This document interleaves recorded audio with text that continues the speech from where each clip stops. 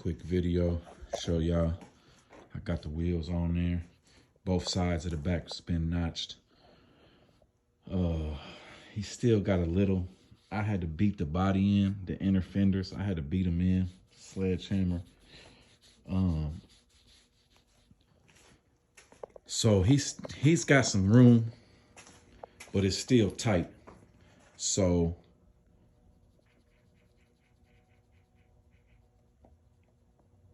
he's gonna put a little spacer in there tomorrow, just like a little 1/4-inch spacer. But them bad boys is on there. Frame is cool. He don't never got to worry about hitting the frame. Like I said, he's just hitting that inner fender well. But I got him on there, but I wanted to make a video and show y'all. So I got a lot of box Chevy guys on my page. So this applies for all cars, but it started, I learned it with box Chevys. My boy Boomer taught me. A lot of guys cut their fenders in the front. So you'll see guys, you know, they'll cut their fender right here, come in, cut their fender, or they'll cut a slit up and bend that back in and re-weld it if it's not been painted already, all of that. So a little trick that I learned to keep you from cutting your fenders, and it works real well on box Chevys, but you can do it on any car. So all this is a piece of steel rod that I took, and damn near every fender, old car fenders, will have a hole at the bottom, somewhere in this area right here. So I took me this rod right here, and if you can see, I welded a nut to it. The nut is an oversized nut, so I could put this nut and bolt up through this hole and sandwich it in there. So that's welded there, nut and bolt, holding it together. And then you take your rod, you measure, you pull your fender out.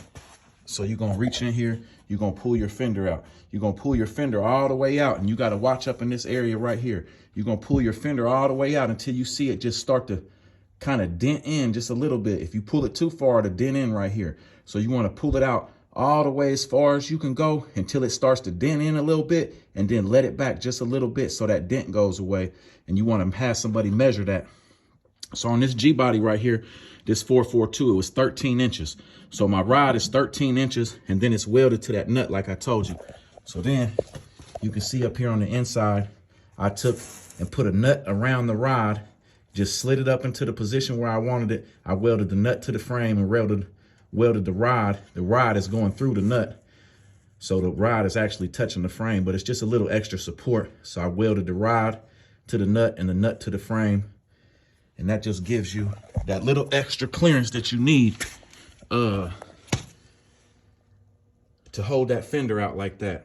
So this car, he's still, when I turn the wheel, it's just, it's so close to that fender still, even with me pushing it out like that. So tomorrow, we're gonna put a couple knuckles in, like 2 knuckles in each side spring, just to lift it up a lot, just a little. Probably he need about a 1/2 inch and he'll be good. Because what I'm worried about is if you're going around a corner and you turning and you hit a bump or you dip, that wheel can go up in there and catch that fender. In this car, like I said, just been painted and all that. I don't want him to mess up the paint, mess the fender up or anything. So we're gonna put a couple knuckles in there for the time being. The proper way though, you gotta think this is an 80s models car. Those springs have been through many years of abuse. If you was to put brand new factory springs on here, it would lift this car up some. But I like to put, in 1983, Buick Regal made a station wagon. They sell 1983 Buick Regal station wagon springs. They're a little bit taller. I mean, just not a lot. If you set them a regular spring and the station wagon spring side by side, you might have an extra inch, maybe 1.5 inches at the most.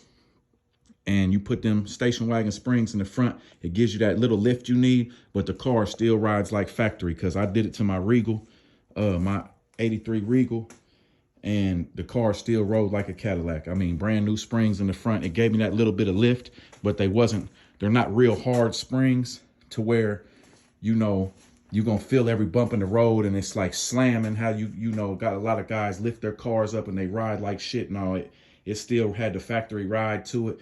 It just gave you that little bit of lift that you needed.